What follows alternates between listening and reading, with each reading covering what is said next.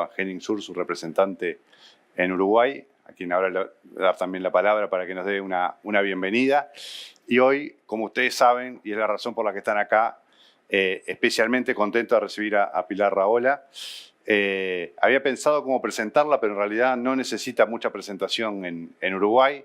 Aquí te seguimos mucho, Pilar, te vemos por muchos medios, escuchamos tus opiniones y te seguimos con mucho interés. Así que espero que te sientas como en casa, que es como te recibimos con los brazos abiertos. Así que, en primer lugar, me gustaría darle la palabra a Henning para que también nos dé su mensaje. Lo que es una periodista. Sí, gracias. Gracias, Hernán. Pilar, un gusto. Estimada audiencia, es un placer saludarles hoy en un día, en un panorama tan lindo como este. Y con una ponente y un tema tan interesante. Ya antes del evento hemos tenido la oportunidad de hablar un poco sobre el tema. Y sí, yo creo que todo el mundo entiende que el Occidente está bajo presión. Pero ¿qué en realidad es bajo presión? Bueno, primero uno piensa tal vez con los conflictos externos, con los enemigos externos, con islamistas, con la guerra con Rusia, los retos que tenemos con China, pero por supuesto también en las últimas semanas y meses creo que hemos visto que también en los Estados Unidos, que antes era siempre, digamos, ahí me falta la palabra en español, pero en inglés se dice bedrock, ¿no? La base del mundo libre, el país que siempre andaba de frente con la bandera. Ahí vemos que también esto no es tan seguro más como era antes. Y en la semana pasada, yo creo, con respecto a qué pasó en las bolsas y la guerra de aranceles y tal, que ya sabíamos, o ahora sabemos que ahora digamos así, las reglas y las normas internacionales que nosotros siempre tomamos como algo seguro, ya no está tan seguro. Entonces, en este mundo de incertidumbre hay muchas preguntas y principalmente la pregunta cómo podemos ganar de nuevo estabilidad. Bueno, el vicepresidente estadounidense J.D. Vance, en su discurso en la conferencia de seguridad en München en febrero, también hablaba, esto creo que hay también que considerar, sobre los enemigos internos de la democracia de hoy. ¿Ah? Y ahí estamos hablando, por supuesto, de gente que quieren abandonar las reglas democráticas de ambos lados extremistas, tanto de la derecha como de la izquierda, ¿no? Y allá hay grupos distintos que son un gran reto para el centro democrático y para la gente que siempre estaba a favor de nuestros valores, que es todavía el base de nuestra sociedad y de nuestro bienestar y de nuestra prosperidad. Bueno, yo creo que yo ya hablé demasiado. Es un gusto que estás aquí. Estoy muy curioso a escuchar tu discurso y tal vez hablando sobre la fundación, para quien no conoce, es una fundación alemana que tiene más que 100 oficinas en todo el mundo y nuestra misión es la promoción de la democracia justo en base de los valores democráticos. Muchas gracias y deseo una charla muy interesante. Gracias.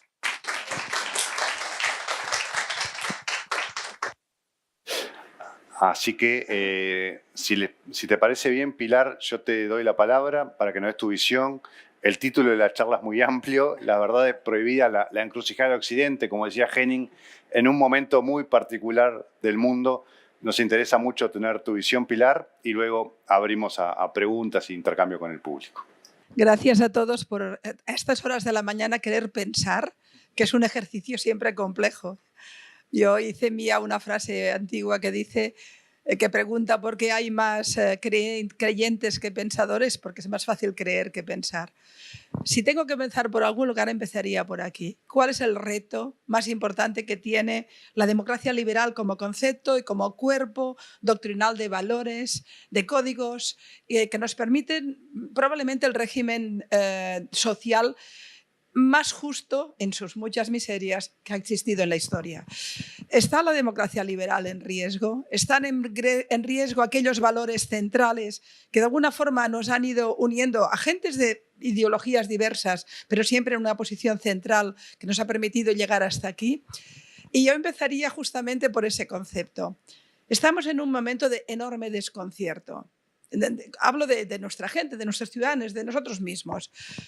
Y el desconcierto siempre trae miedo.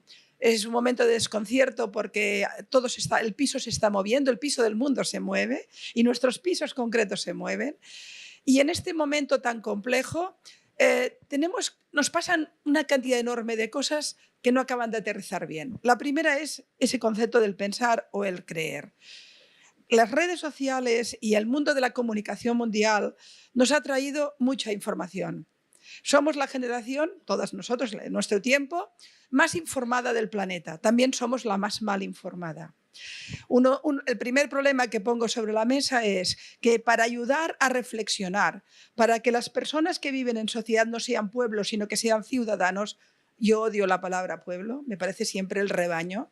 Creo en el ciudadano es el pensante crítico. Es la persona que vota a uno u otro, pero nunca vende su alma o su cuerpo, que no se convierte en el seguidor de una fe dogmática, sino que se convierte en un ciudadano que en cada momento decide quién va a gobernarlo o por dónde tienen que ir o qué modelo va a defender. El libre pensador o el ciudadano crítico es uno de los elementos más en riesgo hoy por hoy en la democracia liberal, porque estamos tan sobrecargados de información que tenemos de golpe todas las respuestas a todos los interrogantes y casi no nos hacemos preguntas. Por tanto, como elemento, para ir muy rápido y dejarlo sobre la mesa, tendríamos que volver, y aquí felicidades a las dos organizaciones, a CET y a Adenauer, en que justamente hacen ese ejercicio ustedes, reflexionar y poner sobre la mesa temas para ver cómo le damos la vuelta. Bueno, pues mi primer elemento lo dejo así. Estamos tan llenos de información que nos hemos convertido en seres dogmáticos, que lo sabemos todo. Les pondré un ejemplo quizá de un tema que para mí es un tema importante porque lo he seguido toda mi vida. El tema de Oriente Medio, un tema complejo, difícil.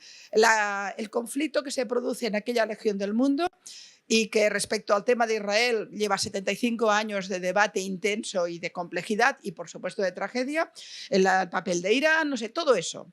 Todo eso, los que nos hemos dedicado a seguir ese tema, que somos los locos de más locos, llevamos toda nuestra vida intentando encontrar todos los matices, encontrar la complejidad.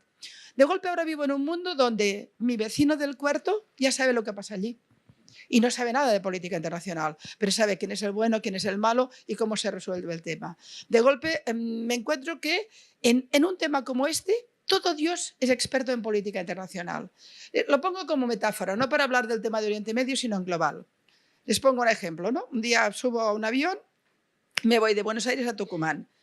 El señor de al lado, que era un señor con cierta posición horizontal, digamos, tenía bastante volumen, tuve que pasar por encima casi de él, con lo cual me escuchó hablar en castellano y entonces se pensó que era del país y vio un libro que estaba leyendo sobre Israel y era en catalán, en mi idioma. Y el tipo me dice, eres italiana. Digo, no, yo soy catalana. Y el libro ponía Israel entre el somni y la tragedia, Israel entre la ilusión y la tragedia, digamos, ¿no? Y al momento me dice, debes ser judía. Y yo le respondí, no, soy periodista. Claro, los judíos también son periodistas, pero di dos informaciones. Y el señor me dijo, judía y periodista, qué horror estos israelíes que se dedican a matar a la gente, ¿no? Y me lo mira y le dije, qué gracia, me hace ilusión porque usted es experto en política internacional. Dice, no, yo soy ganadero de Tucumán. Bueno, usted es ganadero de Tucumán, pero él sabe quién es el bueno y quién es el malo en un conflicto que aún a mí me cuesta hoy en día. ¿Sabe algo de los hutus y los tutsis? ¿Sabe lo que le pasa en el Congo? No sabía de qué le hablaba. ¿Por qué hago este ejemplo tonto? Porque la inmensa mayoría de los grandes conflictos que nos atañen, hasta hace poco, casi nadie sabía nada, excepto aquellos que se dedicaban a los temas. Pero ahora tenemos las redes, tenemos el TikTok. Mucha gente se informa en TikTok. En las últimas elecciones democráticas en Alemania, una parte sustancial de los votantes de Alternativa por Alemania ven en un 75% la información política en TikTok. Leí los informes que me horrorizaron, lógicamente. De golpe encontramos que en algunos grandes temas la gente ha adquirido 4 dogmas de fe, los repite y esto se convierte en la realidad. Por tanto, reflexionen sobre esto y ahí lo dejo, cómo de golpe no es que pensar o reflexionar sea un ejercicio común y fácil. La tendencia es justamente a creer en 4 ideas y quedarse ahí. Pero ahora, de golpe tenemos una masa social de personas que, como leen en el WhatsApp que le ha enviado su amiga de la infancia, o leen el TikTok, o han visto un Twitter, ya lo tienen todo resuelto. El problema de aquellos que intentamos hacer debates un poco más disruptivos o más complejos es que tenemos delante nuestro creyentes, pero no generalmente, difícilmente pensadores. Déjalo ahí. La democracia liberal, ustedes pensarán que hablaré de geopolítica, que lo haré, pero empecemos por esa cosa tan... Tenemos que crear sociedades de ciudadanos. Los ciudadanos tienen opinión propia, tienen capacidad de pensar, tienen que ser críticos. Hoy voté a este ahora no me ha gustado, voy a votar a otro. El ciudadano sabe que sus representantes, sus dirigentes, son gestores de lo público, no son dioses, no son mesías. Para mí me parece que es algo importante. A partir de aquí, ¿qué más nos pasa a este conjunto de valores que se define como democracia liberal y que fue el gran sueño, la gran ilusión del siglo XX? Los americanos nos dirían que ellos llegaron antes, pero en cualquier caso la creación o la consolidación del Estado de Derecho, tal como lo entendemos, y de la democracia liberal es la gran conquista del siglo XX, después de la Segunda Guerra Mundial, fundamentalmente, cuando se forman las grandes instituciones como Naciones Unidas, etcétera. Todo esto parecía que iba a mejor. Es decir, parecía que de alguna manera este mundo que venía después de 2 grandes guerras caminaba lógicamente hacia estados democráticos en todas partes. Y después de la caída del muro de Berlín, esto parecía ya realmente mucho más claro. Aquello que decía en su momento Kissinger, cuando llegue la democracia económica a los países comunistas, la creación de clases dirigentes y de clase media, etcétera, va a traer la libertad económica, va a traer la libertad política. No ha pasado.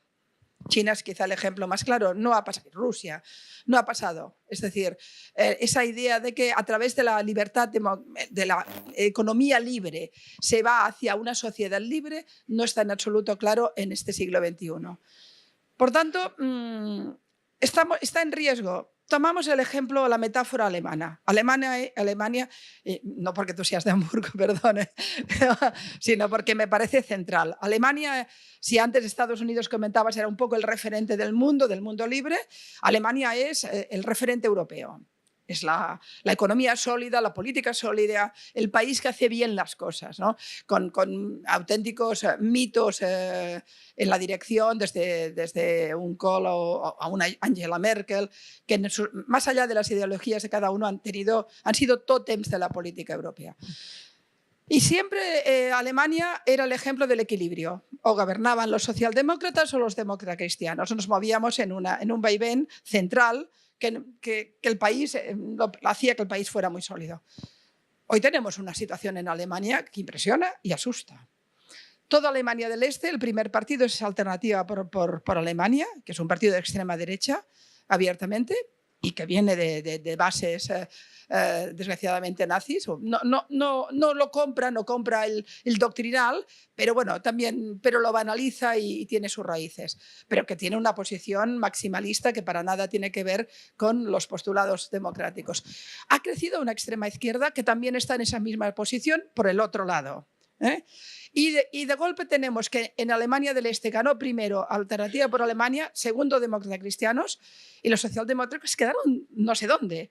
Y en el global de Alemania los socialdemócratas quedaron terceros, es decir, una de las grandes opciones ideológicas quedó, y porque ganó por otro lado la otra, pero al final han tenido que resolverlo con un pacto de Estado. Pero es un ejemplo. ¿Qué pasó? Porque si Alemania, que es el gran referente sólido de la democracia en Europa, de golpe se le está moviendo completamente todas las estructuras, toda Europa de alguna forma está herida. Lo que nos pasa, y no sé si Europa es metáfora de todo el mundo occidental, que aquí en Uruguay vivís en otro planeta, de verdad. Vienes aquí y todo parece que funciona un poquito más, pero a mí me preocupa realmente cómo tenemos el mundo. La sociedad en estos momentos, en las democracias liberales, creo que lo enfocabas bien cuando decías, miremos los problemas interiores, no solo los exteriores, ¿no? En la mirada interior, a esa sociedad cada vez más dogmática y con más prejuicios y con más respuestas fáciles a los grandes complejos, tenemos además una sociedad asustada, preocupada, desconcertada. ¿El Estado de Derecho va a funcionar? ¿Se va a mantener? ¿Van a pagar mis jubilaciones? ¿Vamos a poder pagar la sanidad? Este tipo de cosas que tienen que ver con algo también muy troncal. Ustedes saben que la democracia es un equilibrio entre la seguridad y la libertad. Pero cuando la gente tiene miedo, prefiere la seguridad a la libertad. Y eso también, otra vez, es una basculación para mal, ¿no? En esa sociedad cada vez más desconcertada y con más miedos se activan los mecanismos de defensa, que son siempre mecanismos radicales o extremos, que pueden bascular hacia un lado o hacia un otro. Ahora el movimiento más fuerte en Europa es hacia la extrema derecha, pero también hay posiciones hacia la extrema izquierda que también crecen de manera sustancial. ¿Por qué hay miedo? Miedo a que el Estado de Derecho no pueda aguantar. La idea de que vivimos en una democracia pensando que será eternamente ese modelo el que va a funcionar a las generaciones siguientes. Sin embargo, muchas personas pueden poner sobre la mesa que ese Estado de Derecho no va a aguantar, que no se podrá pagar. Y esto en Europa es algo que pesa sustancialmente. Después tenemos miedo a todos los grandes procesos y movimientos migratorios, que ciertamente no están resueltos. Es decir, por un lado, nuestras sociedades, basadas en el libre mercado y basadas en la competencia, y etcétera, necesitan las manos de obras que vienen de la inmigración y que nos enriquecen no solo socialmente, sino económicamente. Pero, por otro lado, los flujos son tan masivos y tan descontrolados que a menudo activan también mecanismos de miedo en nuestras sociedades. Una parte importante del voto de Alternativa por Alemania viene de las políticas de Angela Merkel sobre temas migratorios, que han creado un shock en el país y han reactivado en contra. La aparición en países tan liberales como Suecia o Noruega de grupos de extrema derecha, que es incomprensible si no conoces un poquito el tema, viene derivado del tema migratorio, en este caso con el añadido islámico. Por tanto, un segundo elemento de miedo, que es decir, no me van a pegar las pensiones porque estamos dejando entrar gente y esa gente se lo va a quedar todo. Ese fenómeno, ese discurso, es un discurso fascista, pero es un discurso que activa perfectamente los mecanismos. Pero es cierto que la democracia, nuestras democracias, no consiguen encontrar un equilibrio entre la inmigración legalizada y estabilizada y los flujos mafiosos que vienen de un montón de países que juegan con el dolor y la tragedia de la gente que cambia de país, ¿no? Y luego tenemos, especialmente yo creo que en Europa de una manera muy clara, el gran reto islámico. El reto islámico no es un reto religioso, yo estoy absolutamente en contra de la idea de que esto es Occidente contra el Islam o al revés. No, para mí, Occidente entendido como civilización moderna, como democracia, habita y está en las calles de Teherán de las mujeres que luchan por sus libertades y son musulmanas. Está en cualquier ciudad, está en Malala estudiando y que le disparan unos locos justamente porque es una mujer que quiere estudiar. Quiero decir que no tenemos un reto. Podemos hablar de reto entre civilización y barbarie, pero no entre el Islam y otras opciones, sino entre los valores democráticos que nos permiten sociedades plurales y los valores no democráticos. El reto está con una ideología, no con una religión. De hecho, la democracia liberal se basa en que los dioses se miran y no se pelean, que conviven, ¿no? El concepto de compartir, de convivir, es el concepto básico de la civilización moderna y democrática. Sin embargo, ha aparecido en el siglo XXI una ideología, empezó en el XX, pero ahora es una ideología, podríamos llamarla una ideología del mal, que se alimenta de un discurso de odio y que nos ha declarado de alguna forma la guerra a la democracia. Y esto es el fenómeno islámico radical, lo que llamamos el salafismo, la ideología del salafismo. El problema, por tanto, no está con los ciudadanos musulmanes que han llegado, que llevan 3 generaciones o 2 en los banlieues franceses o en cualquier barrio de Hamburgo o en cualquier lugar de Bélgica o en las ciudades españolas, que llegó más tarde, pero es igual. El problema no lo tenemos con personas que nos han traído sus tradiciones, sus religiones, lo tenemos con determinados ideólogos que hacen un planteamiento contrario a la democracia y te radicalizan y te crean luego problemas enormes. No tengo tiempo hoy de hablarle qué significa el fenómeno ideológico del salafismo, que empezó con al-Wahhab en el siglo XVIII, continuó con Hassan al-Banna la creación de los hermanos musulmanes y ha acabado con las derivadas yihadistas que conocemos. Pero lo cierto es que es una ideología que nos desestabiliza profundamente a las democracias, porque además radicaliza y marginaliza a los ciudadanos musulmanes que viven en nuestro interior. Esto también activa los miedos. El fenómeno islámico hoy es uno de los grandes activadores de miedo en las sociedades democráticas. Con razón en este caso, porque ayer mismo se desactivó una célula en Francia que quería hacer otro Bataclan. Es decir, y esto, perdonen, lo digo como un paréntesis, yo que he seguido el tema del yihadismo con cierta persistencia y que intento estar siempre informada, yo creo que vamos a volver a una etapa de atentados terroristas importantes, sobre todo por la reformación, la recreación en el Sahel del Estado Islámico como otra vez un cuerpo fuerte, importante, con mucha influencia. Eso es otra derivada, pero os voy a explicar os voy a poner un ejemplo. Recordarán ustedes que hubo un atentado en Moscú que murieron más de 100 personas, me parece que lo reivindicó una franquicia del Estado Islámico vinculado a Afganistán.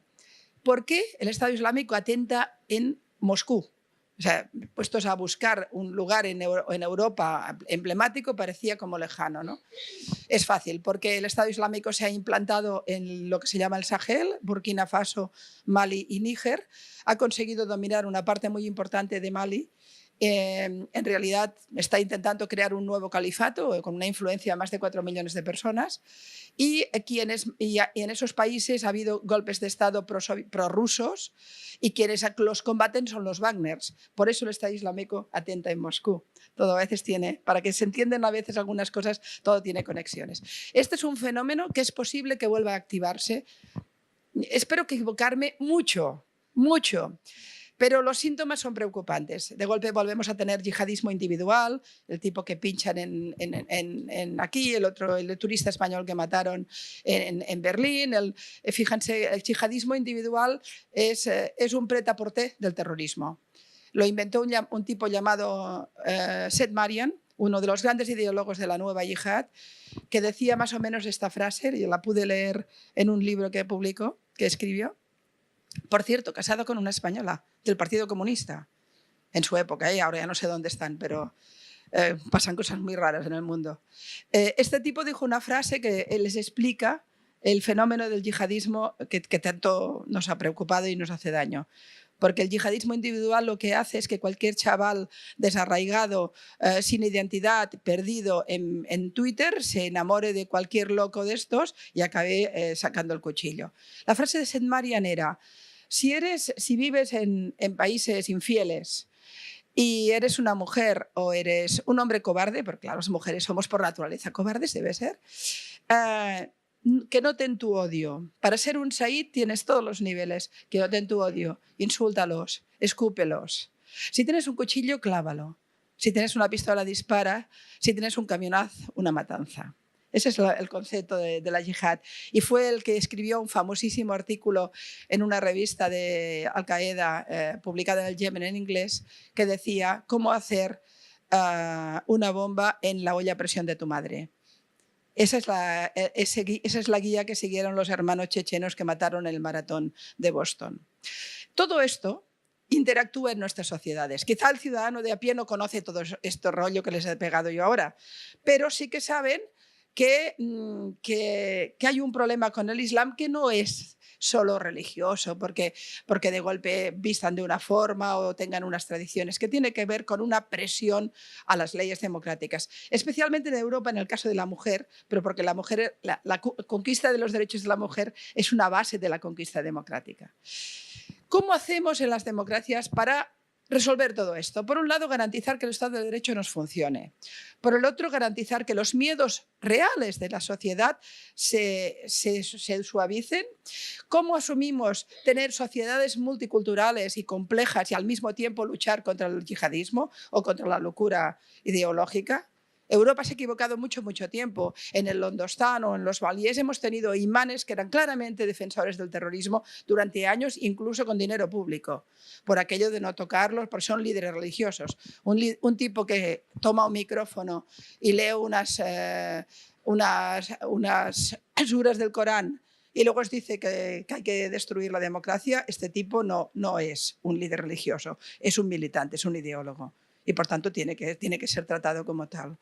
Hemos cometido en Europa muchos errores en este sentido. Mucho. Yo recuerdo el imán aquel que medio tuerto que estaba en un barrio del Londostán, que buscado por los americanos durante mucho tiempo, que fue el activador de muchos atentados por terroristas y que Inglaterra tardó mucho en reaccionar por aquello del bien superior de la democracia y del respeto a la opinión.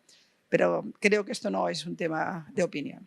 Bueno, y a partir de aquí, en esta sociedad estresada por muchos miedos, donde los valores que nos han ido marcando también están en posición, porque de golpe éramos ciudadanos tolerantes, pero igual nos hemos vuelto un poco más intolerantes porque tenemos miedo.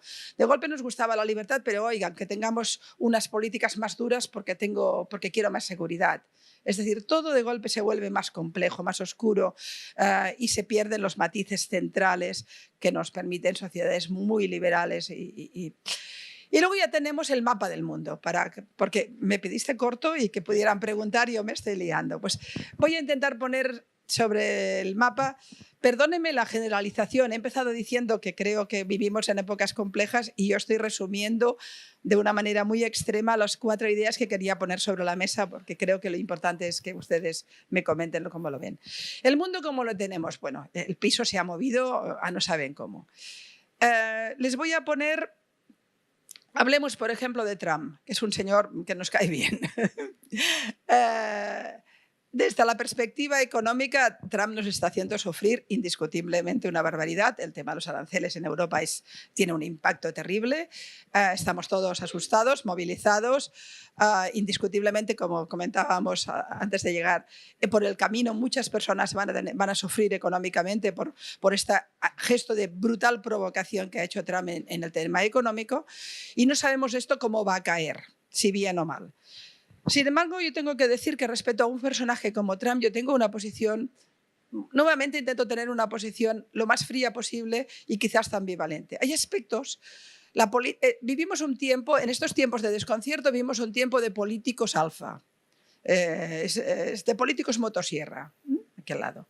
Es decir, de golpe, como esto también tiene que ver con un efecto péndulo, los excesos terribles del kirchnerismo nos han llevado ahora a Milei. Es decir, todo esto tiene que ver porque el kirchnerismo destruyó completamente los valores democráticos con una corrupción sistémica, con un control desmesurado, con un Estado gigante que lo controlaba todo. Todo esto, evidentemente, que se carga la democracia, ha llevado a un tipo con una motosierra que también nos está llevando a extremos importantes, donde la economía parece que, sin embargo, la está resolviendo. Pero luego te pone a un juez de la corte, te lo pone a dedo, que no tiene nada que ver eso con la democracia, ¿no? Es la política motosierra. De golpe aparece Trump. Y Trump es un personaje, desde luego para los que tenemos, no sé, valores éticos, que cuesta. Yo como mujer creo que hasta ni la mano me gustaría darle. Pero sin embargo, algunos aspectos de esa política alfa de provocación, de disfunción, de romper la caja o de pensar fuera de la caja, me parece que son interesantes. En lo económico, de momento vamos fatal. No sabemos cómo va a caer. Y a lo mejor esto es una gran provocación para hacer una resituación en las negociaciones y para ver cómo finalmente acaba todo. Yo creo que esto va a llegar a un punto muy extremo que va a causar mucho problema y mucho dolor para resituarse bien. Eso espero.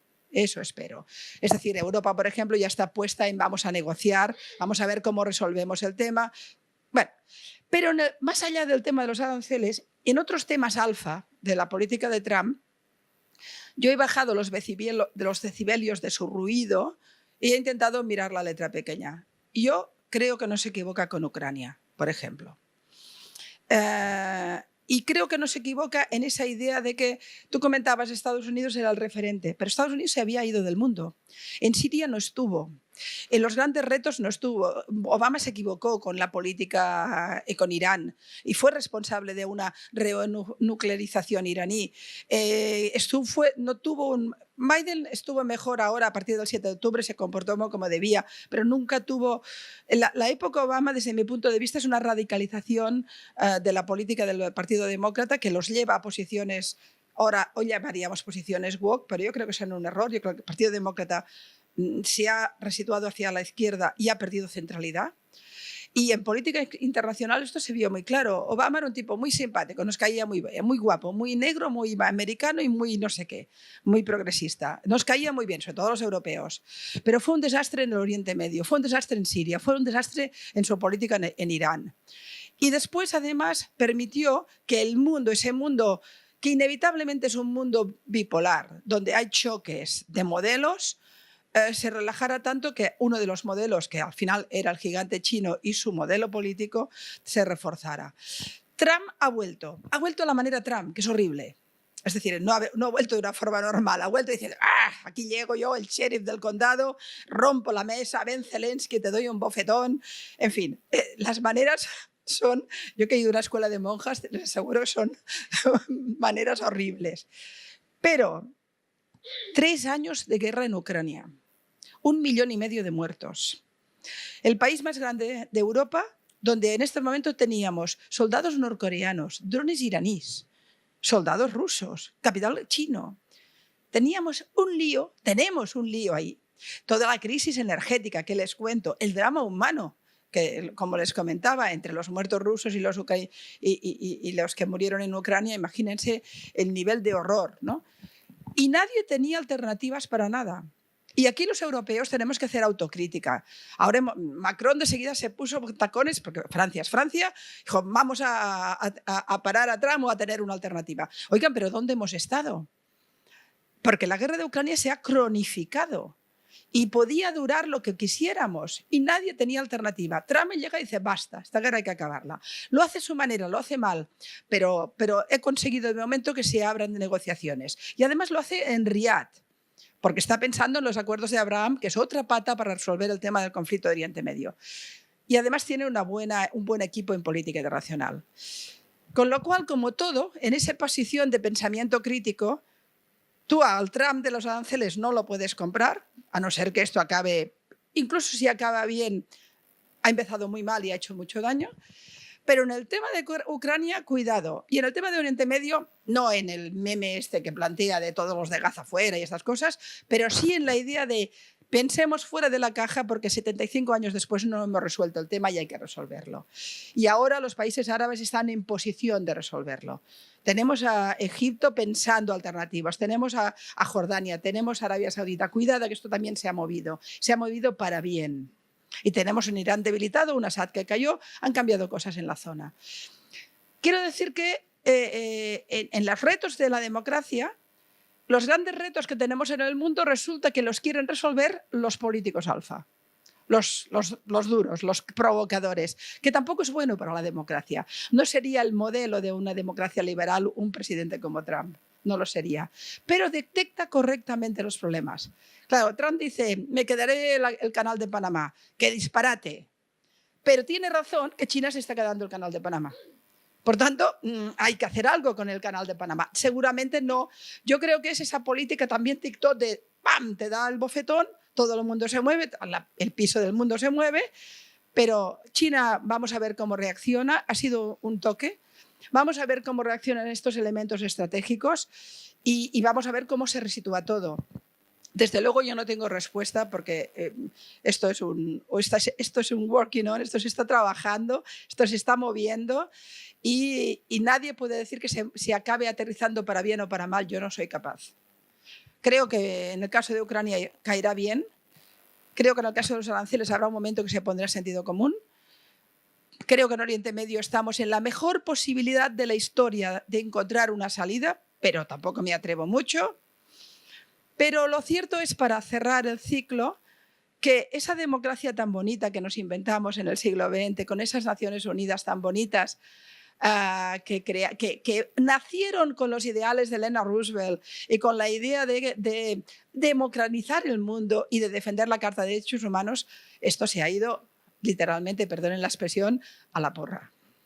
Es decir, hoy tenemos unas instituciones que tampoco nos sirven. He visto ayer vi la foto de Guterres con el emir de Qatar porque va a haber el fórum sobre los derechos de la mujer en Qatar. ¿Vale? Cuando una institución como Naciones Unidas te blanquea dictaduras y solo sirve para blanquear dictaduras, pero no para promocionar democracias, hay un problema con nuestras instituciones también. Quiero acabar con el fenómeno woke o el fenómeno que la metáfora sería el fenómeno del campus universitario de Harvard. Dentro de esos problemas internos que comentabas, estoy enormemente preocupada por un fenómeno que ha derivado de la izquierda, pero que ha enloquecido, que es el fenómeno de la confrontación de causas. A ver cómo lo hago. Es decir, para resumirlo muy mal, ¿qué sería el fenómeno woke? Es aquel que toma causas universales y las enfrenta. Por ejemplo, la causa contra el racismo es universal y toda persona decente está en contra del racismo, sea de derecha, sea de izquierda, sea tal. Pero este fenómeno se lo queda. Y entonces se convierte en el blanco contra el negro. Ya no es la lucha de todos por el negro, es el blanco contra el negro. Se queda el fenómeno de la defensa de los derechos de la mujer. Y entonces ya no somos todas caminando por los derechos de la mujer. Ya es el hombre contra la mujer. Yo he ido toda mi vida a manifestaciones de derechos de la mujer. De hecho, estuve en el cambio del Código Penal del 98 en el Parlamento Español cuando era diputada. Y creo que, bueno, como tantas otras y tantos otros, vengo de una larga tradición en ese tema, ¿no? Sin embargo, hoy yo no podría ir a una manifestación con Irene Montero, líder de Podemos. No podría. Me expulsa. Porque han ideologizado las causas. Y este es el fenómeno. Es decir, ya no es el fenómeno, luego la exacerbación. Tú puedes defender los derechos trans, pero no convertir el transgénero en una ideología, que es otro de los muchos problemas que tenemos en este debate de ideas. Y de golpe yo lo que veo, el ejemplo, la metáfora son, por ejemplo, lo que pasó el 7 de octubre con las mujeres israelíes y no israelíes, las mujeres que estaban en aquel momento en el Festival Nova o que estaban en sus casas durmiendo. Las mujeres y los hombres de nuestro tiempo hemos vivido el espectáculo de violación de género, de violencia de género más brutal que podíamos imaginar. Centenares de mujeres violadas de cualquier manera, con manuales de instrucción para romperles caderas y para destruirlas. Niñas, gente mayor, de todo tipo. Y además, ese espectáculo terrible viralizado, mostrado, aplaudido. Y viviendo esto, que ha sido terrible, el silencio de todo el feminismo en el mundo ha sido terrible. Terrible. ¿Dónde han estado? ¿Dónde están mis mujeres, mis organizaciones, el Me Too? Hollywood, los artistas españoles que se reúnen siempre en las grandes causas, ¿dónde están? No han estado. ¿Cómo es posible que si tú eres una víctima o hay una violación masiva de mujeres israelíes porque son israelíes ya no son mi causa? Entonces depende. Es decir, ¿la víctima no es víctima? No, depende si es mía. Eso es el fenómeno woke. El fenómeno woke es defiendo las causas ideológicamente y además me las quedo. La lucha de la mujer ha sido una lucha transversal. Las primeras mujeres que lucharon por los derechos eran mujeres de la alta burguesía británica. Yo he ido a manifestaciones con mujeres del PP y les aseguro que estoy a la otra punta ideológica. ¿Por qué? Porque al final estas causas o son transversales y gente muy diversa que piensa muy diverso va junto o no sirven. Hoy no. Hoy se las han quedado. Y ese es el fenómeno que después nos estalla en los campus. Cuando tú ves en un campus universitario que te están sacando la bandera americana y te están poniendo la bandera de Hamás o vete a saber de qué, tienes un problema muy serio. Tienes un problema que tiene que ver con la democracia y con qué tipo de dirigentes estamos formando. Bueno, son tantas las cosas y las ideas que deben estar ustedes en contra de casi todas o no sé, pero yo lo dejaría aquí. En cualquier caso, acabo con una pregunta que queda mal para alguien que hace una conferencia, tendría que tener la respuesta, ¿no? ¿Está en crisis el modelo de la democracia liberal tal como lo entendimos? ¿Vamos a mejor? No era una pregunta, eran 2 o 3, pero ¿vamos a mejor? ¿Hay más democracias en el mundo? ¿Algunas de las que lo parecen lo son? ¿Es democracia la Hungría de Orbán? ¿Es democracia la Venezuela de Maduro? ¿En qué estadio estamos en la salud de la democracia? Eso es lo que he intentado responder.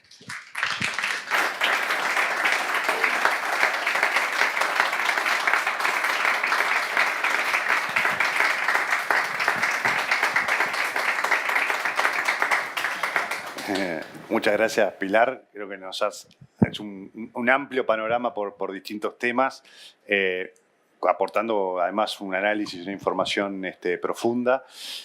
Voy a abrir la palabra al público, pero antes voy a aprovechar que tengo el micrófono para hacerte una pregunta yo.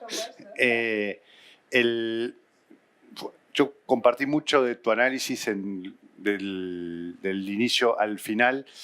Tengo una duda sobre el tema de Estados Unidos con Ucrania. A mí me da la sensación, con menos información de la que tú manejas, de que parte de lo que está haciendo hoy Trump parece favorecer más a Rusia que a Ucrania. Y eso es problemático, ¿no? Desde el punto de vista de quienes vemos en un problema en Rusia y hemos estado del lado de Ucrania en la guerra. Quizás tengas tu razón de que parte de las consecuencias de lo que ha pasado lleve a un despertar de Europa, algo que pueda tener algunas consecuencias positivas. Pero la forma en que Estados Unidos está tratando a Ucrania, ¿no te parece problemático? No, desde cualquier perspectiva moral y ética, Ucrania es la víctima, Rusia es el verdugo. Esto es indiscutible y la gente decente nos hemos puesto al lado de la víctima. Y llevamos 3 años al lado de la víctima. Pero ¿hacemos una sobredosis de realpolitik? ¿Alguien pensaba que Rusia iba a perder esta guerra? ¿Los países que tienen la bomba atómica pierden guerras? ¿Podíamos defender a Ucrania? Llevamos 3 años diciendo que sí, pero no hemos podido mover un tanque en Polonia. ¿Por qué? Porque si algo ha conseguido Rusia es poner en evidencia que la OTAN no la podemos utilizar. Al menos con un país como Rusia. Con lo cual, permíteme que diga algo muy provocador, pero que no se parezca a Trump, pero muy provocador, que es el segundo día Rusia ya había ganado esta guerra. En todo caso, no la había perdido. De manera que yo creo que lo que ha hecho el equipo de Trump, olvídate de los decibelios o de la imagen esa del Salón Oval con Zelensky allí, pero fíjate que Zelensky nunca se enfadó, o sea, siempre dijo, no pasa nada, estamos bien, ya leyó bien. Pero fue horrible esa escena. Yo como europea me sentí muy insultada. Pero al final, si aplicas la realpolitik, que en política internacional, perdonen ustedes, no hay otra opción, o sea, no hay derechos humanos, buenas intenciones, lo que hay es política real, tenemos una situación cronificada con una Rusia que no va a mover pieza, que se va a quedar el Donbass, y no hay nadie duda de eso. Por tanto, Ucrania iba a perder. Y que además está perfectamente soportada por China, con lo cual no hay posibilidad de que se hunda económicamente ni a ningún nivel, y ha reforzado sus alianzas con lo peor del mundo. Porque Rusia ha reforzado sus alianzas con Irán y hasta nos ha despertado Corea del Norte, que es una cosa que ni imaginábamos, ¿no? O sea, esto lo ha estirado. Hoy Rusia, antes de la guerra de Ucrania, Rusia estaba más fuera del mapa del mundo. Hoy está más cerca. ¿Pero por qué? Porque lo hemos permitido. Rusia ya lo hizo. Rusia se fue a Chechenia, utilizó armas químicas, masacró a todo el mundo y nadie dijo nada porque como teníamos un lío en Chechenia, que lo resolviera. Y no miramos. Rusia se quedó Crimea. Se quedó Crimea. Hola, buenos días. Me quedo Crimea. ¿Dónde estaban los europeos? ¿Dónde estuvimos? Como teníamos el tema energético, todo el mundo mirando hacia otro lado. ¿Dónde estaba ahí las buenas intenciones, las buenas...? Nada, cero. Se quedó Crimea. Con lo cual el tipo dijo, bueno, pues ahora me quedaré Ucrania. La posibilidad, permítame que queda muy mal, pero cuando se quedó Crimea, yo escribí, ahora mirará hacia Ucrania. Era lo normal. Ucrania es el gran país, Ucrania es el país frontera, es donde se podía poner el límite de la OTAN, que es para Rusia el gran enemigo, etcétera, etcétera, o la gran amenaza. No olviden algo, es que a veces olvidamos de dónde venimos. ¿Cómo nació la OTAN? La OTAN nace en el 48 y nace por 3 motivos. Nace para chafar a Alemania de la Segunda Guerra Mundial, para expulsar a Rusia y para quedarse Estados Unidos. Eso es OTAN. OTAN es la Europa que gana la guerra, dice, oiga, que los americanos no se vayan, que nos acaban de salvar de la guerra, que Rusia se vaya, la Rusia soviética, y que Alemania quede calladita. Esto es la OTAN. Bien, hemos llegado al 2021, al 2025. Y cuando hemos tenido un conflicto con Rusia no hemos podido mover un tanque. Pues si tú no puedes mover un tanque para defender Ucrania, ¿qué vas a hacer? ¿Eternamente dándole armamento para que se vaya defendiendo? No, no te vas a plantear una guerra nuclear, no se lo plantea nadie, ni Rusia, ni nosotros, ni nadie. Vale. ¿Vamos a reforzar los ejércitos europeos? Bueno, vamos. ¿Qué quieren que les diga? Pero si ya tenemos la OTAN. Con lo cual, lo que creo que hace la administración americana, olvídense ahora de los ruidos de Trump, es mirar cómo se resuelve Ucrania. Pues Ucrania se va a resolver aplacando un poco al oso ruso, al zar ruso, diciendo, bueno, y intentar conseguir que los acuerdos finales de la guerra sean lo menos lesivos para Ucrania y lo menos satisfactorios para Rusia. Y esto solo pasa con decirle a Putin, bueno, va Putin, chico, vamos a hablar. Y metiendo en medio pues Arabia Saudita, que ha sido una jugada para mí muy inteligente. Pero esta guerra no va a acabar bien para Ucrania. Y esto que yo digo me horroriza. ¿Pero qué se esperan? ¿Qué pasó en la guerra de Siria? Reforzamos a Assad. Claro, no se podía hacer otra cosa, pero teníamos el Estado Islámico y teníamos un califato, y tampoco en esa guerra nos metimos demasiado muchos países. ¿Quién se metió en esa guerra? Irán y Turquía. Fueron los que ganaron la guerra en Siria. Porque el resto... Europa, esa Europa que de golpe despierta. ¿Despertamos de qué? ¿De qué despertamos Europa? Europa, desde la Segunda Guerra Mundial, se destruyó en su identidad. Y bueno, ahora tenemos una Unión Europea que más o menos intenta, pero es un club económico. No tenemos políticas ni geopolíticas unitarias, no tenemos capacidad de reaccionar ante los grandes retos, no sabemos qué hacer con la emigración del Mediterráneo, con la tragedia que representa, no sabemos qué hacer con el tema de Siria. No tenemos una posición política. No la tenemos. Quizá nos una un poco la actitud de Trump. Quizá Trump ha hecho que Europa se reaccione, pero las reacciones que yo estoy viendo en Europa me parecen un poco de patio de escuela. Pues ahora vamos a poner más dinero en el ejército. No, pues Trump nos va a encontrar. Europa no puede vivir sin Trump. Bueno, ahora no vamos a comprar Teslas, compraremos coches chinos. Fantástico. Vamos a reforzar la economía china, que nos quiere mucho. Con lo cual tu pregunta es absolutamente pertinente como persona decente y democrática que dice quiero que gane Ucrania. No va a ganar. No va a ganar. Entonces, si creemos que no podemos defenderla hasta la victoria total, habrá que encontrar una solución, que no sé cuál es, pero está trabajándose. Y no me gusta nada decir esto, ¿eh? No, pero está claro tu análisis, Pilar. Abrimos al público, el que quiera hacer alguna pregunta, comentario, por ahí tenemos, pasamos el micrófono. Buenos días, muchas gracias por su disertación. Usted dijo al comienzo de posición... Póngase así, que si no se oirá. No está puesto, pero póngase más. ¿Así? Sí. Usted decía al comienzo de su disertación una frase que me resultó muy interesante, que es más fácil creer que pensar.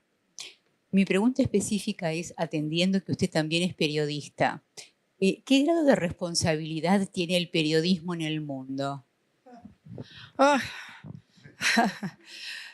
Miren, si yo tengo la impresión que a mí me personalizo solo para que se entienda lo que quiero decir, pero si a mí como feminista me ha fallado el feminismo, ¿qué le contaré cómo me ha fallado el periodismo?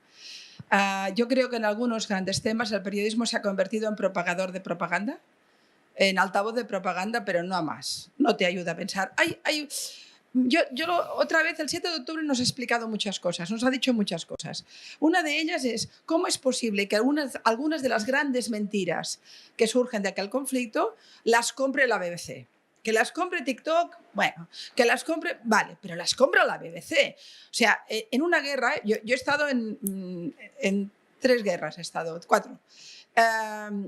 No he ido nunca como corresponsal, no me pongo esa medalla, pero sí que he tenido la ocasión pues, de estar en la guerra de los Balcanes, de estar en la Segunda Guerra del Golfo, estuve en la guerra de Etiopía con Eritrea, que es de las más terribles que he leído, las guerras que he visto, las guerras africanas son duras. Y lo primero que aprendes cuando estás en una zona de conflicto es que la verdad es la primera víctima del conflicto. Es decir, forma parte del arma de guerra. La propaganda es la guerra. La propaganda forma parte de la guerra. Con lo cual, cuando tú llevas tu cámara o tu micrófono o tu lápiz, es igual, a una zona de conflicto tienes que ser muy prudente con de dónde te vienen las informaciones. En la guerra de Gaza, esto estalló. Y entonces una entidad llamada Ministerio de Salud de Palestina, cuando todo el mundo sabe que en Gaza todo es Hamás o no es nada, es decir, no olvídense. Cuando alguien decía, ¿cómo es posible que gente de la UNRWA haya participado en el 7 de octubre? Porque si no, no trabajaban allí. Es decir, Hamás es una dictadura en los sentidos más brutal del término. Mataron a toda la oposición, se cargaron dirigentes de la Autoridad Nacional Palestina sin problemas, lo han hecho durante 14 años, han utilizado miles de millones de dólares llegados de todo el mundo para crear un auténtico campo de armamento para hacer permanentemente la guerra. Su ideal no es crear un Estado palestino. Hay cantidad de gente que habla del Estado palestino en el mundo, pero ellos no. Léanse ustedes los textos fundacionales de Hamás, lo que quieren es destruir Israel. Pero bueno, esto es igual. Como no me meto en este tema porque siempre es un lío, pero, o no sé si toca, si queréis sí que lo hago. Pero lo hecho es que si tú sabes que Israel, con sus miserias, es una democracia, y por tanto su ejército es un ejército de la gente, son estudiantes universitarios, son los hijos de alguien, educados en una cultura de vida. Y después tienes al otro lado grupos terroristas que son los que mandan en la población. No significa que la población sea terrorista, significa que son los que imponen el relato y el poder. Como mínimo, a la hora de informar, ves un poco con cuidado con la información de un lado. No te digo que compres la información del Sahel, pero no compres la otra. Pero la BBC lo ha comprado, y digo la BBC, pero también digo El País y también digo la inmensa mayoría de medios. Al día siguiente había una acción militar y al minuto y medio sabíamos que 532 personas habían muerto en un hospital. Luego resulta que en el hospital no había nadie. Luego resulta que las cifras no eran reales, pero hemos estado una semana hablando de los muertos de un hospital. ¿Significa eso que no ha habido mucha gente que ha muerto? Mucha. ¿Significa que no ha muerto gente civil? Sin duda. ¿Significa que la información que se ha dado durante todos esos meses es real? No. No lo es. En las guerras, para saber cuántas personas mueren en un acto militar o en un bombardeo o lo que sea, tarda semanas. El propio Israel tardó 3 meses en saber cuánta gente había muerto el 7 de octubre. Pero el Ministerio de la Salud de Palestina lo sabía al minuto y medio. Y lo comprábamos tal cual. Y esto es una perversión del periodismo. ¿Por qué lo hace? ¿Por qué la BBC? ¿Por qué la CNN? ¿Por qué los grandes periódicos se apuntan a la propaganda de una parte del conflicto de una manera tan abrupta y tan poco sutil? Probablemente por la presión de las redes sociales. En la política internacional antes era, primero, una sección del periodismo de mucho nivel. Los que hacían política internacional eran gente que habían leído mucho, que habían viajado mucho, eran los respetados de las redacciones de los periódicos. Es decir, habían sido corresponsales. Hoy lo hacen becarios de Wikipedia. Es decir, hoy en esa masiva información que tenemos, tú vas a una redacción no sé, del País de aquí o no. Bueno, no digo por El País que no. El País es muy bueno acá. Ayer me entrevistó, o sea que espero que sí. No, y además tengo que decir que la periodista que vino lo hizo maravillosa. No pongo El País como ejemplo emblemático, que no lo he leído, no lo he leído. Pero quiero decir que tienes cualquier hay más de un periódico... columnista del País acá. Pues entonces bien. No, y repito, la chica de ayer espectacular. Era muy joven y muy buenas preguntas. Pero lo pongo como ejemplo. Cualquier periódico importante del mundo, la sección de internacional ya no es lo que era. Pero además es que ahora es fácil, porque tú llegas y dices, oye, en Burkina Faso está pasando algo. ¿Burkina Faso? ¿Dónde está Burkina Faso? Wikipedia. Burkina Faso. Tal, ¿qué pasa en Burkina? Tal. Y entonces con inteligencia artificial tienes un articulito. No tiene nada que ver esto con los matices enormes que tienen los grandes complejos. Es el ejemplo del conflicto árabe-israelí, o era ahora palestino-israelí. Ahora le llamamos así, pero durante años fue otra cosa. Es 75 años de conflicto enormemente complicado, resumido en un par de frases: genocidio, apartheid y 3 cosas más, y ya está, se acabó el debate. Y se acabó la información. Y aquí la prensa no ha estado donde tenía que estar. Al final lo ha balanceado, pero tampoco la ONU. Guterres tardó meses en nombrar una sola vez a los secuestrados de los túneles. ¿Qué es gente? ¿Qué es indecente? ¿Cómo que es normal tener gente metida en túneles 500 días? Gente mayor, niños. ¿Es normal asfixiar a un bebé? Esto es lo que ha ocurrido. Y luego puedes hacer la crítica a la política de Netanyahu si no te gusta, porque forma parte de la democracia. Pero lo que no puedes es banalizar el terrorismo, y el periodismo lo ha hecho. Y yo creo que es por el fenómeno redes. Antes los periódicos tenían esta sección de internacional y tenían unos tiempos y unos filtros. O sea, tú tenías la noticia y el papel salía al día siguiente. Con los inicios del mundo de Internet, los periódicos más serios y los medios de comunicación más serios, bueno, dan la información, pero empezaban ya a explicarte al cabo de un par de horas. Ahora es inmediato, porque si en las redes están diciendo que han muerto 500 personas en un hospital y tú, la BBC, no lo pones, te quedas sin la noticia y te vas a quedar sin el lector, porque la gente se cree más Internet. Una parte de la democracia tiene que ver con el desprestigio de los grandes referentes también intelectuales y mediáticos. La gente, mi madre es una venerable señora de 90 años, enormemente lúcida, una matriarca. Si hay algún judío en la sala, es una yiddish mame. Es decir, mi mamá se informaba siempre con el noticiero de las dos. Se levantaba, hacía sus cosas y a las 2 ponía su noticiero y sabía las noticias. Ahora, a las 8 de la mañana, todo su grupo de amigas, que todas son igualmente venerables, ya le han informado de todo. Y cuando yo hablo con ella a las 10, ella ya me dice, ¿has visto lo que ha pasado aquí? Tal, tal, tal. Pero yo no sé la veracidad de esas informaciones, porque ya no llegaron de un medio de comunicación establecido. Llegaron de una amiga que había oído y tal.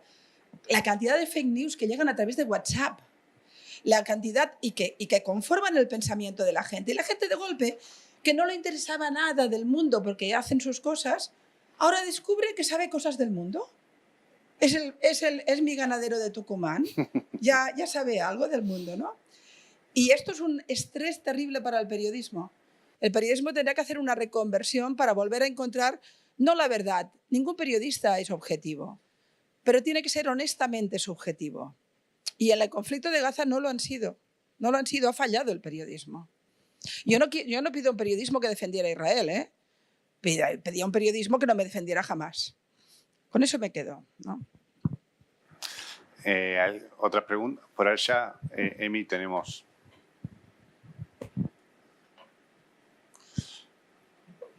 Sí, los dos, así que dale vos primero y después pasamos. Bueno, primero agradecer la organización y dar la exposición. Voy a hacer quizás un encuadre y tú lo rediriges o lo rompes. Hay, creo que en el entorno de un 7% de la población mundial vive en democracias plenas. Obviamente eso es, Juan Miguel, muy poca gente, con todo lo que eso lleva a la hora de generar vínculos, presiones, ideas. Y entonces esa presión se siente. Además, esas democracias plenas están concentradas básicamente en Europa y un poco luego de dispersión. Y esa Europa y esas democracias plenas, Uruguay es una de ellas, tiene un problema de reposición de su natalidad y de crecimiento poblacional muy fuerte, muy grande. Entonces hay como un par de cosas que comienzan a complicar. O sea, prácticamente cuando uno ve la evolución de la natalidad en el mundo, decir, bueno, en términos evolutivos, podemos estar visualizando a mediano y largo plazo una sustitución de civilización. Y las democracias tienen una debilidad. O sea, nosotros cada 5 años, cada 4 años votamos y a veces cuando los políticos hacen política con P minúscula, les cuesta mucho generar políticas de Estado, que es lo que te puede llegar a quizás a tener algún tipo de barrera de contención a esa prácticamente que es sustitución civilizatoria. Y a su vez también, cuando vos le tirás la diagonal de las cuestiones económicas y los intereses económicos y las libertades económicas, eso a veces todavía quizás aleja más las cuestiones de la defensa de la democracia y la liga o la vinculación que debieran de tener las democracias plenas en el mundo colaborándose en las cuestiones económicas, en las cuestiones ideológicas y en las cuestiones migratorias. Me parece que quizás se debiera de ir a una alianza en ese sentido, que en algún momento pudo haber sido la ONU, ya claramente no lo es, y sí... Tampoco la OEA. Tampoco la OEA, tampoco la OEA, tampoco la OEA. Es que ahí verdaderamente las democracias plenas tienen que tener conciencia del problema de natalidad que tienen, que están prácticamente que enfrentados a una sustitución civilizatoria. Y bueno, ¿cuáles son los reales caminos de salvataje o de conducción de esa situación? Uf. A ver, yo no creo en el concepto de la cultura de la sustitución. Me parece un concepto problemático. Porque tú puedes recibir migraciones importantes de otras culturas y, sin embargo, adquirir valores democráticos. Es decir, el tema no está, yo creo que no está en la identidad de los que llegan, porque al final todos somos gente que hemos llegado de algún lugar, mayoritariamente. Bueno, y hace 1000 años que tengo familia en Cataluña, o sea que un poco lejana ya soy, pero porque mi apellido es, bueno, 1000 años no, pero es del 1200, o sea que está mal. Pero seguramente llegué de algún lugar, porque el apellido Rahola es finlandés. Rahola significa piel de ardilla en finlandés y era la moneda de cambio medieval, con lo cual yo también, mi familia, aunque hace muchos siglos está en Cataluña, también venía de algún lugar. Todos venimos de algún lugar. Por tanto, no quiero pensar que es un problema. El tema migratorio es un problema cuando está descontrolado y se convierte en delictivo. Y entonces ahí sí que tienes que hacer unas políticas muy inteligentes y a la vez muy brillantes y a veces valientes de cómo resolver el tema, que seguramente el tema no es como lo hace Trump. Pero no tenemos resuelto este tema. En España hay un problema enorme de llegada migratoria que viene a través generalmente de las Canarias, vienen de África, que además son gente que vienen pobres en las peores condiciones o que no tienen ningún recurso, pero que han sido llevadas con mafias que hacen grandes negocios con ellos. ¿Y cómo administras esto con términos democráticos? Es muy difícil. Es muy difícil. Y yo no creo que nadie haya encontrado el clic. Hay mucha demagogia política en este tema, en la izquierda, en la derecha y tal, pero al final resolver estos temas son los grandes retos que tenemos y los grandes retos que tiene la democracia. El tema es: la democracia entendida como un código, como una doctrina de valores, será capaz de asumir las nuevas llegadas y que esas llegadas de personas, esas nuevas civilizaciones se adquieran y se queden la doctrina democrática. Ese es el reto difícil. Y aquí es donde tenemos enormes problemas. Es decir, ¿puedo hacer una provocación? Ustedes que son uruguayos, en general Uruguay siempre me parece todo bien. Pero no sé, me sorprende que en plena democracia pueda ser ministro de Trabajo un miembro del Partido Comunista. Me cuesta.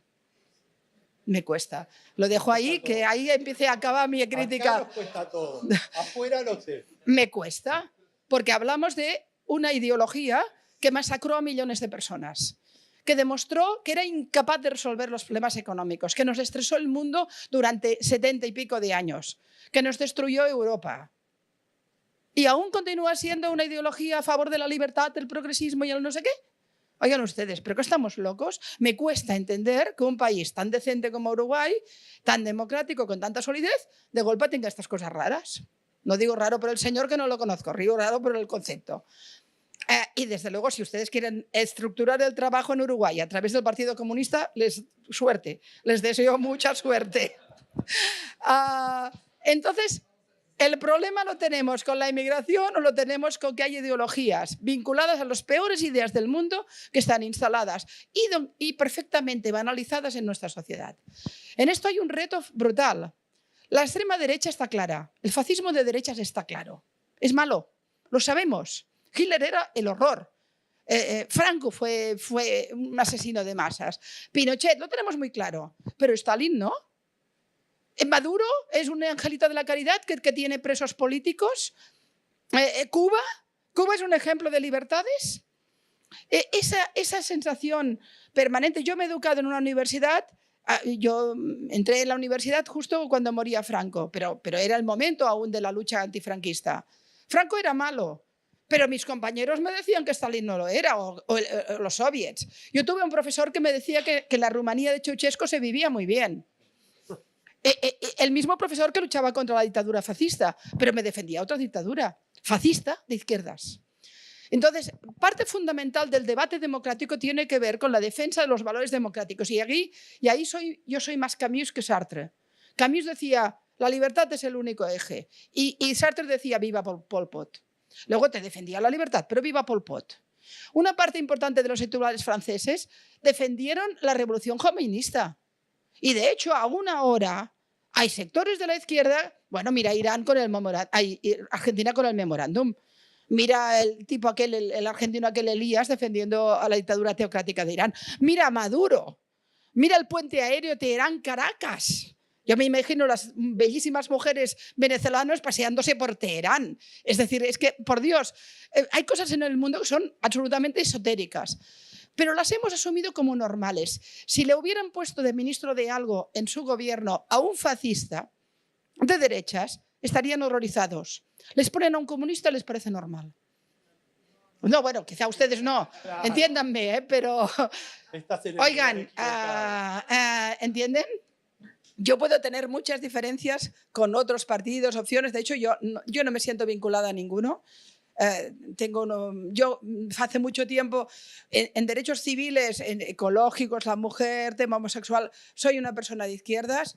En temas económicos soy una liberal, creo en el libre mercado, creo en la actividad económica. En Cataluña la economía productiva es muy, muy fuerte, vengo de ese mundo. En temas de tradiciones familiares o de defensa de la familia, quizás soy más conservadora. Al final lo que soy una libre pensadora. Sin etiquetas, votaré a uno u otro en función de cada momento, pero no más allá de esto. Pero no puedo, pero desde luego me voy a mover siempre en los marcos democráticos y desde luego yo voy a combatir tanto el fascismo como el comunismo, porque fueron los dos grandes ideólogos del mal que masacraron millones de personas en Europa y la destruyeron. La Europa que ahora está desconcertada viene de ese momento. Por tanto, claro, tiene que preocuparle es verdad, en Europa hay un problema con el fenómeno, la presión islámica y cómo nos va cambiando la fisonomía de las ciudades y cómo nos hace retos democráticos. El tema es, la democracia tendrá solidez para aguantar estos retos y democratizar todos los inputs que van llegando, pero mientras tanto vamos a resolver los que tenemos ya dentro. Si el problema lo tenemos en el campus de Harvard o lo tenemos en su ministro de Trabajo, perdonen.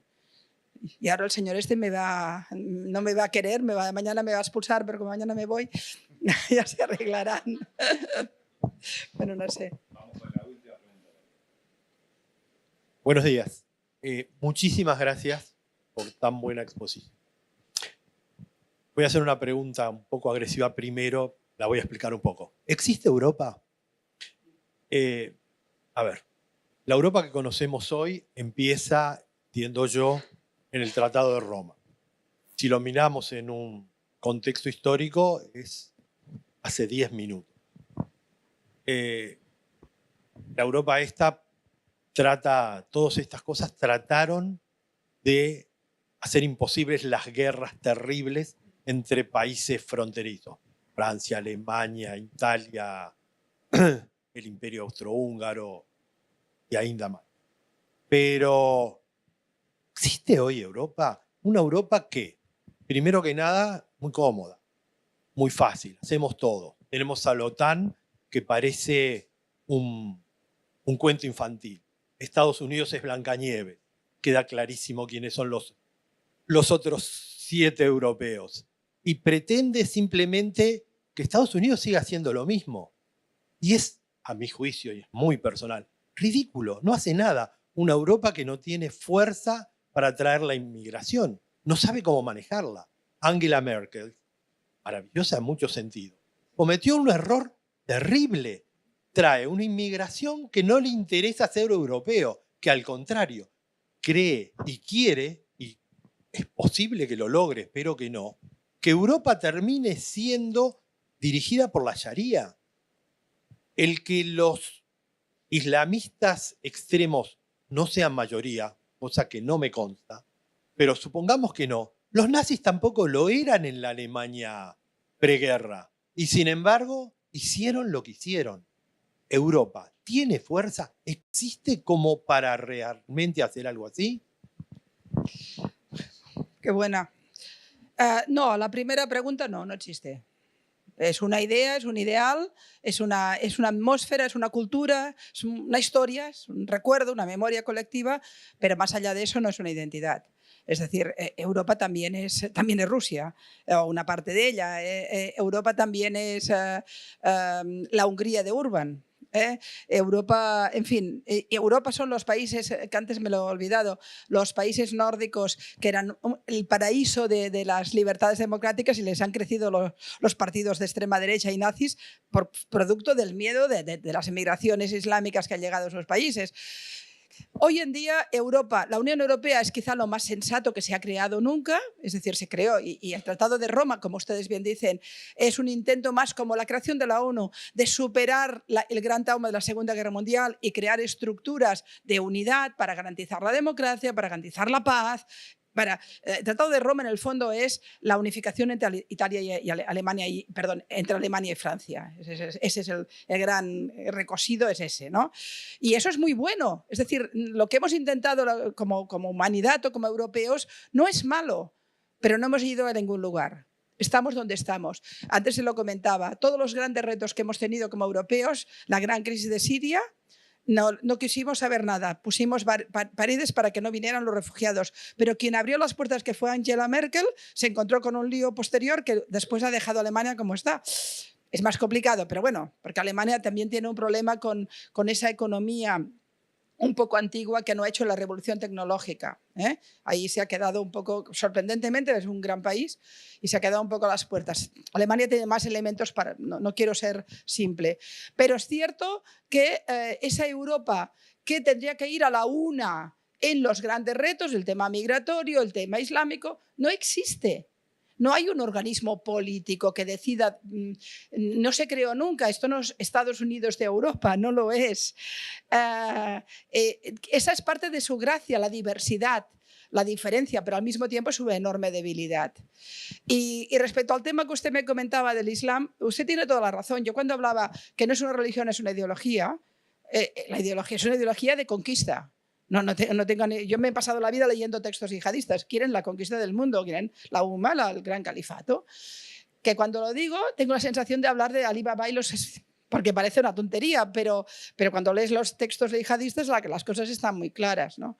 Y además no tienen, o sea, la frase de un famoso ideólogo islámico que decía, primero vamos por el sábado, después por el domingo. O sea, primero los judíos, después los cristianos, es algo fundacional. De ahí que los Hamas y compañía no puedan ser aliados de nadie. Los ciudadanos sí, pero las organizaciones terroristas, ¿qué les cuento, no? Pero es cierto que hay una impronta, una presión ideológica muy brutal vinculada al fenómeno islámico que no lo tenemos resuelto. Hitler utilizó la idea de la gran Alemania y tal y pervertió su propia identidad con el nazismo. Stalin utilizó la idea de justicia social y la destruyó. Estos tipos se han quedado con la tradición islámica y también están destruyendo el Islam, porque al final eso no tiene salida. Es decir, no hay futuro en eso. Las ideologías del mal no tienen futuro. Pero ahora estamos en un momento de reto muy serio. No lo tenemos resuelto y como europeos, sin ningún país, en cada país cada partido tiene una opinión. Yo en mi país me he peleado muchas veces el otro día hice un artículo, el domingo hice un artículo hablando justamente de la dificultad de pensar libremente sobre este tema y comentaba lo siguiente, y me peleaba con una decisión que había tomado el Parlamento de Cataluña, que había decidido crear una comisión para perseguir los delitos de odio. Bien, bonito.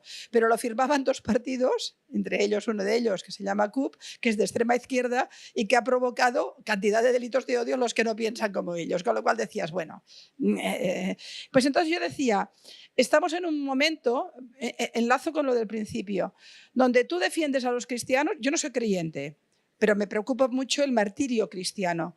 En el siglo XXI hay más mártires que a principios del del cristianismo. Yo escribí un libro, que estuve 2 años preparándolo, se titula SOS Cristianos, en Planeta lo publiqué, que analizaba la persecución de cristianos en todo Oriente Medio, no solo, en el mundo en general. Y para que se hagan ustedes una idea, en la época de Saddam Hussein había en Irak, entre caldeos y asirios, en las zonas del Nínive, del Irak, del Kurdistán iraquí, había alrededor de 1.300.000 cristianos. No quedan más de 400.000. No todos han muerto, son diásporas, es destrucción de... Pero hablamos de comunidades que han estado 2000 años allí, que mantenían la lengua, en el caso de los asirios, la lengua, imagínense, que han aguantado a los mamelucos, a los otomanos, a los mongoles, y no han aguantado el fenómeno de la Sharia o el fenómeno islámico actual. Bueno, pues defiendo esto y alguien me dice, eres una reaccionaria, defiendo a los cristianos que todos son muy malos. Dices que, que la ideología islámica es problemática, eres islamofoba. Dices que Israel tiene derecho a defenderse, eres una sionista, que además es un concepto que ni entienden, pero te lo meten ahí, y por supuesto, hoy por hoy, genocida. Dices, oigan, estoy a favor de las políticas transgénero, pero creo que se les ha ido a la mano con algunos planteamientos, y te dicen transfóboa. Y al final esto es una lucha por pensar y porque los matices se rompa el simplismo y vuelvan a la complejidad. Pero bueno, usted tiene toda la razón. En esa Europa que no está definida, no sabemos, eso es como una idea, como una ilusión Europa, ¿no? Usted cuando dice Europa sabe en qué piensa. Está pensando en las pinturas italianas, está pensando, no sé, en los vinos franceses, yo qué sé. Está pensando en un ideal. Pero en realidad es una entelequia política. No vamos más allá. Y la prueba es, pero desde siempre, porque al final, ¿quién nos salva de los nazis? Los americanos. Esos que son muy malos, los criticamos. Europa tiene siempre dos complejos. Tiene un gran complejo de superioridad. Estos americanos son, en fin, no todos son... y un gran complejo de inferioridad porque tienen que salvarnos de todas nuestras miserias. Y lo que ha hecho Trump ahora es decir, pues no. Y ha roto un principio que nos va muy bien y que necesitamos. Y lo ha hecho de la peor manera, pero también estamos en ese punto. También los americanos están un poco hartos de esta Europa que no reacciona, que no avanza, que no... El caso de Ucrania es claro. ¿Cómo vamos a decirle nada a los yanquis ahora si no hemos hecho nada en 3 años? Y solo nos hemos movido por la preocupación energética, que es normal, pero no hemos tenido ninguna capacidad para nada más. Europa solo es una declaración. O sea, de vez en cuando hacemos declaraciones desde el Parlamento Europeo, desde el Consejo. Bueno, vamos haciendo. Pero no hay más, ¿eh? Bueno, perdonen ustedes que... No, muchas gracias, Pilar. Gracias a vosotros.